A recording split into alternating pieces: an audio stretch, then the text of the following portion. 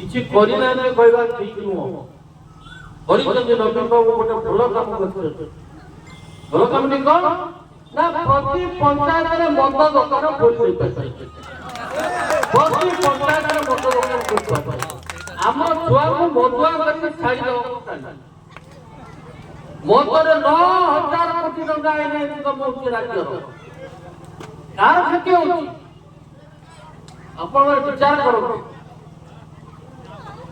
ତେଣୁ ଏଇ ବ୍ଲକରେ এটা বা বন্ধ করে ব্লক হেডকোয়ার্টার যে ব্লক হেডকোয়ার্টার ডাক্তারখানা নাই, ডাক্তারখানা 88 পড়িছিল কিন্তু ডাক্তার নাই। এই যে কোন গোটে অসুবিধা হলা, অ্যাক্সিডেন্ট হলা, কয়েক ডাক্তারକୁ পঠাইছিল সিডিও କୁ কই ডাক্তার এতে রইব নাই বলি গোটে নির্দিষ্ট রাজনৈতিক দলর টকা যাই পার্টি করি ভেঙ্গুলেই দেলে পড়ে। তারপরে গোটে ঝিওটা আসলা, ସେ ଝିଅ ଅଛି କି ପଳେଇଲାଣି କହିପାରିବିନି। କିଏ କି ଡାକ୍ତର ରଖିବାକୁ ଦିଅନ୍ତି ହେଲ୍ଥ ଷ୍ଟେସନ ନାହିଁ।